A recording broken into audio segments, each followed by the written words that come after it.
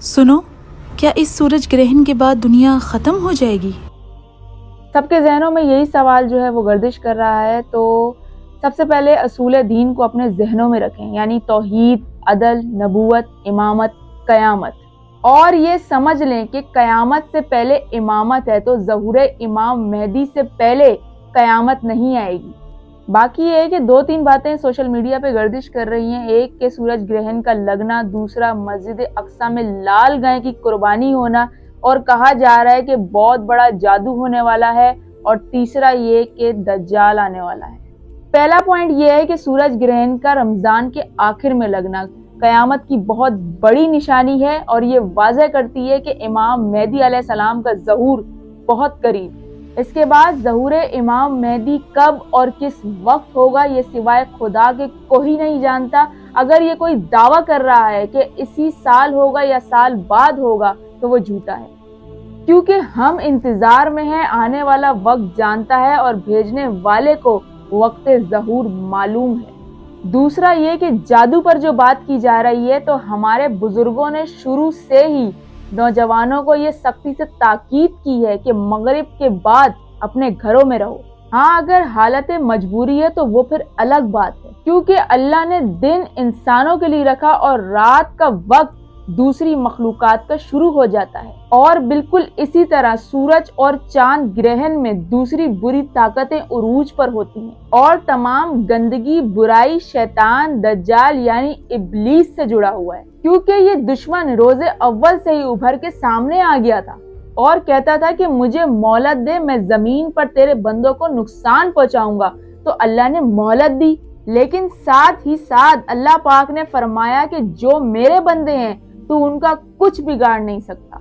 अब जरा गौर कीजिएगा कि जो कुरान पढ़ते हैं उन्होंने ये पढ़ा होगा कि कितनी कौमें आई। जाहिर है 1,24,000 पैगंबरों की अपनी अपनी कौम थी। तो क्या मुझे बताइएगा कि वो शैतानी वार और दज्जाली जहनों से बचे रहे? नहीं बचे रहे।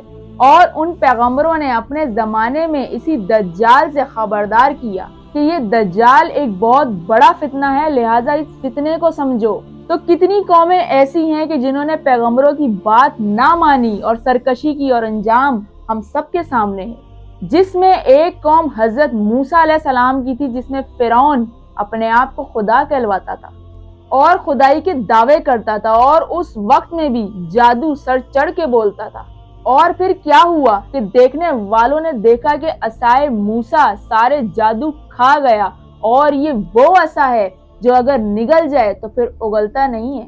और यही असाए मूसा इमाम मेहदी अलैहिस्सलाम के पास है। बेशक वो अभी पर्दे गैब में है, लेकिन मौजूद दुनिया में ही है, बिल्कुल इसी तरह जिस तरह फिरौन के दरबार में हजरत मूसा अलैहिस्सलाम मौजूद थे। लेकिन ये इंसान की कोताहियां हैं कि इंसानी आंख उनकी जियारत नहीं कर पा रही, लेकिन मोमिन की आंख उन्हें देख रही है। तो इस वक्त असल हकीकत में दुश्मन असाए मूसा की तलाश में है, जो कि उसके लिए बेकार है।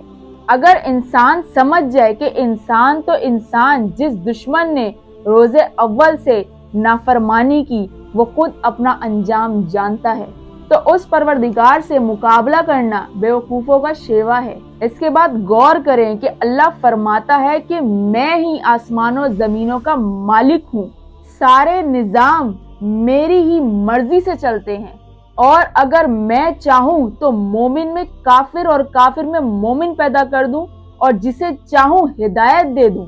और याद रखो कि मेरी कुर्सी आसमानों और जमीन में फैली हुई है, यानी वो बता रहा है कि मेरे इख्तिदार की कुर्सी जमीनों आसमान में है।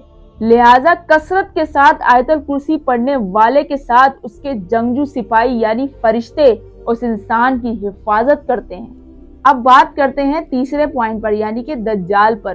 तो याद रखिएगा इमाम मेहदी अलैहिस्सलाम के ज़हूर के बाद दज्जाल उभर के सामने आएगा और फिरौन की तरह खुदाई का दावा करेगा, जिसकी पेशानी पर काफिर लिखा होगा, और मोमिन की नजर इसकी पेशानी को पढ़ लेगी और गफलत में रहने वाले इसे सजदा कर देंगे। लिहाजा गफलत की दुनिया से बाहर निकलें और इबादत की तरफ आएं।